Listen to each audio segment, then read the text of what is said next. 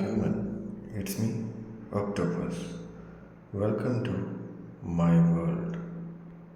എല്ലാം അറിഞ്ഞ കാര്യം തന്നെയാണ് എനിക്ക് നിങ്ങളോട് പറയാനുള്ളത്. കൊൽക്കത്തയിലെ ഒരു ട്രെയിനി ഡോക്ടർ അതിക്രൂരമായി പീഡിപ്പിക്കപ്പെട്ടു.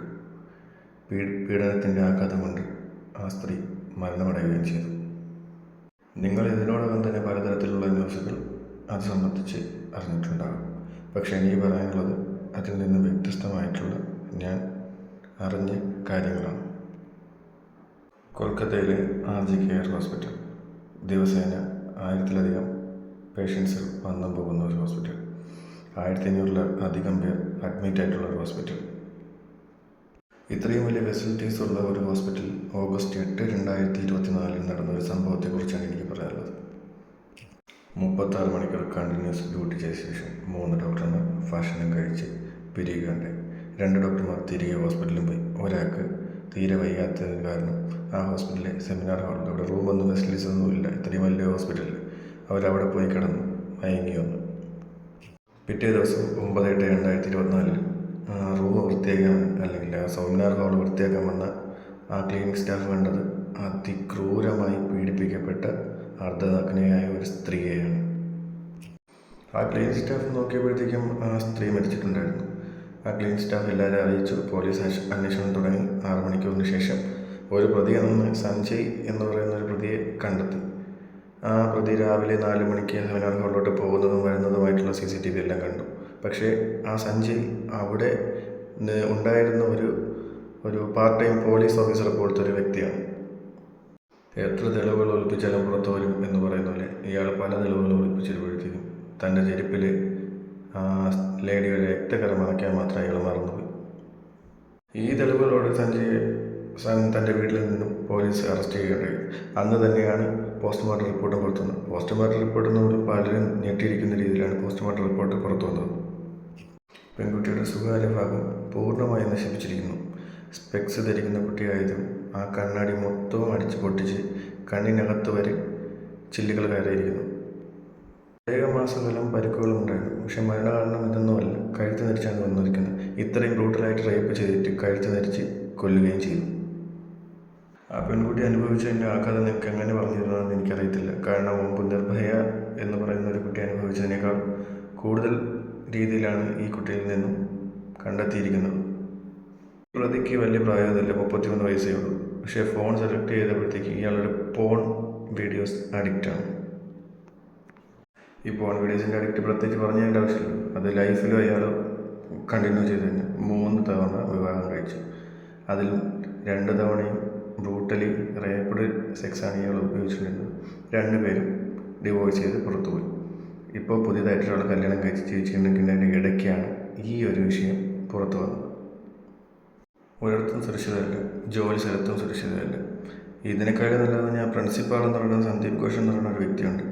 അത് ഇത്രയും ബ്രൂട്ടലി റേപ്ഡായിട്ട് കണ്ടിട്ട് അയാൾ പുറത്തെല്ലാം പറഞ്ഞത് ആത്മഹത്യ എന്നുള്ള രീതിയിലാണ്. അയാൾ രാജിവെച്ചിട്ട് പറഞ്ഞതെന്ന് വെച്ചാൽ എൻ്റെ മകളെ പോലെയായിരുന്നു, അതിൻ്റെ ആഘാതം അതുകൊണ്ടാണ് ഞാൻ രാജിവെച്ചത്. ഹൈക്കോടതി ഇടപെട്ട് വീണ്ടും ബോഡി ചെക്കപ്പ് നടത്തി പോസ്റ്റ്മോർട്ടം പല രീതിയിൽ ചെക്കപ്പ് ചെയ്തപ്പോഴാണ് ആ ബോഡിയിൽ നിന്നും മറ്റൊരു വിവരം പുറത്തു വന്നത്. ആ ബോഡിയിൽ നിന്നും 151 ഗ്രാം സെമൻ കണ്ടെത്തി. അതിന് കാരണം 1-ലേറെ പേർ ബ്രൂട്ടലി റേപ്പ് ചെയ്തിട്ട് ഉണ്ടെന്നാണ് അതിന് തെളിവ് വന്നത്. കാരണം ഒരു മനുഷ്യ ശരീരത്തിൽ നിന്ന് വരുന്നത് 15 മില്ലി സെമൻ വരത്തുള്ളൂ. അപ്പോൾ 150 വരണമെങ്കിൽ 1-ലേറെ പേർ ഇതിൽ ഉൾപ്പെട്ടിട്ടുണ്ടെന്ന് തന്നെയാണ്. CBI അന്വേഷണം തുടങ്ങിയ സമയത്ത് തന്നെ ഈ കുട്ടി മരിച്ച ആ സെമിനാർ ഹാളിൻ്റെ ചുവര് അടിച്ചു പൊളിച്ചു. കാരണം വ്യക്തമാക്കി തന്നെ പല ഡോക്ടർമാർ ഇത് മുമ്പ് പറഞ്ഞത് കൊണ്ട് ചെയ്തതായിരുന്നു.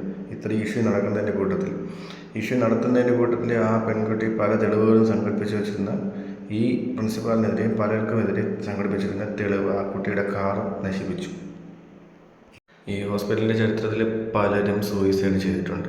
ഡോക്ടർ, നേഴ്സ്, പഴയ പ്രിൻസിപ്പാൾ, എക്സെട്ര. ഇതേ സന്ദീപ് ഘോഷ് എന്ന് വെച്ചാൽ പ്രിൻസിപ്പാൾ ഈ മരണപ്പെട്ട പെൺകുട്ടിയുടെ അച്ഛന് അമ്മയെ ബ്രെയിൻ വാഷ് ചെയ്യാൻ എൻ്റെ കൂട്ടത്തിലുണ്ടായിരുന്നു. കാരണം അയാൾക്ക് ഇതുപോലെയുള്ള പല കാര്യങ്ങളും അറിയാം. പല മന്ത്രിപുത്രന്മാരും ഇതിൻ്റെ അകത്തുണ്ടെന്നും അറിയാം. അതൊക്കെ കൊണ്ട് തന്നെയാണ് ഇയാൾ ഇതുവരയ്ക്കും മൗനം പാലിച്ച് മുന്നോട്ട് പോകുന്നത്. ഓഗസ്റ്റ് 15 അവിടെ സമരം ചെയ്യുന്ന ആൾക്കാരുടെ പുറത്തു നിന്നും വന്നവരെ ആക്രമിച്ചു. അവിടെ നിന്നവരും പോലീസുകാരുമെല്ലാം കുതിര ഓടുന്നതിനിടയ്ക്ക് വെച്ച് പോലീസുകാരുടെ അടുത്ത് വ്യക്തമായി ആ സമരം ചെയ്ത കുട്ടികൾ ചോദിച്ചു, എന്തുകൊണ്ടാണ് ഈ പുറത്തുനിന്ന് വന്നവരെ അറസ്റ്റ് ചെയ്യാത്തതെന്ന്. അപ്പോൾ പോലീസുകാരൻ്റെ മറുപടി എന്ന് പറഞ്ഞാൽ, എനിക്ക് മുകളിൽ നിന്നും ഓർഡർ വന്നിട്ടില്ല. അതിനുള്ള കാരണം എന്തെന്ന് വ്യക്തമല്ലേ. ഇത് പല മന്ത്രിപുത്രന്മാരെയും സംരക്ഷിക്കാനുള്ളത്, മന്ത്രിസഭയിലിരിക്കുന്നവരെ സംരക്ഷിക്കാനുള്ള ഏറ്റവും വലിയ അതാണ് പലരും മൗനം പാലിച്ച് മുന്നോട്ട് പോകുന്നത്. ഡോക്ടർമാരുടെ സമരം അവിടെ കർണാടകയിലും കൽക്കത്തയിലും ഡൽഹിയിലും മാത്രമല്ല, ഇവിടെ കേരളത്തിലും പല സ്ഥലങ്ങളിലും നടക്കുന്നുണ്ട്. അവിടുത്തെ മുഖ്യമന്ത്രി പ്രത്യേകിച്ച് പറഞ്ഞേണ്ട ആവശ്യമില്ലല്ലോ. ബംഗാളിൽ മമതാ ബാനർജി, ഈ അറസ്റ്റ് ചെയ്ത വ്യക്തി സഞ്ജയ് റോയ് ഈ മമതാ ബാനർജിയുടെ സംഘടന അല്ലെങ്കിൽ പാർട്ടിയുടെ ഒരു മുഖ്യ പ്രവർത്തകൻ തന്നെയാണ്. അതാണ് അവിടുത്തെ മുഖ്യമന്ത്രി മൗനം പാലിച്ചിരുന്നത്. കാരണം അവർക്ക് പാർട്ടി തന്നെയാണ് ഏറ്റവും വലുത്. ഒരു കോളേജിലെ സെക്സ് റാക്കറ്റിനെതിരെ പ്രവർത്തിച്ച ഒരു കുട്ടിയെയാണ് ബ്രൂട്ടലി റേപ്പ് ചെയ്ത് പ്ലാൻഡ് ചെയ്ത് കൊന്നുകളഞ്ഞത്. അങ്ങനെയുള്ള പല തെളിവുകളും പുറത്തു വരുന്നുണ്ട്. പ്ലാൻഡ് ആയിരുന്നു ഈ കൊലപാതകം. ഒന്നിലേറെ പേർ, ഒരാളെ അറസ്റ്റ് ചെയ്തിട്ടുള്ളൂ. ഒന്നിലേറെ പേർ ഈ കേസിന് ഉള്ളിലുണ്ട്. പക്ഷേ ആരെയും അറസ്റ്റ് ചെയ്യാൻ CBIക്കും പോലീസിനും അനുമതി കിട്ടില്ല. തെളിവുകൾ സംഘടിപ്പിച്ചാലും ഒരാളെ തലയിൽ വച്ച് കെട്ടി ഈ കേസ് തേച്ച് മാച്ച് കളയാനാണ് പ്രതിഷേധം. പല രീതിയിലും മമതാ ബാനർജിയുടെ സീറ്റ് തെറിക്കുന്ന രീതിയിൽ വരെയും പ്രതിഷേധം നടക്കുന്നുണ്ട്. ഇങ്ങനെ പോവുകയാണെങ്കിൽ മമതാ ബാനർജിയുടെ സീറ്റും തെറിക്കും.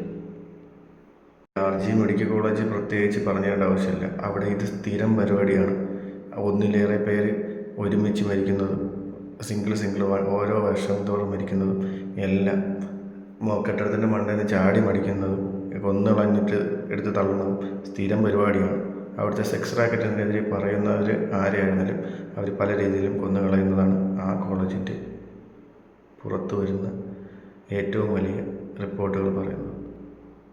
ഇത്രയും കൂട്ടബലാത്സംഗത്തിനിരയായിട്ടും ആ പോലീസുകാരെന്തിനാണ് മൗനം പാലിച്ച് മുന്നോട്ട് പോകുന്നത്? ഇപ്പം പിടിച്ചിരിക്കുന്ന പ്രതിയാണോ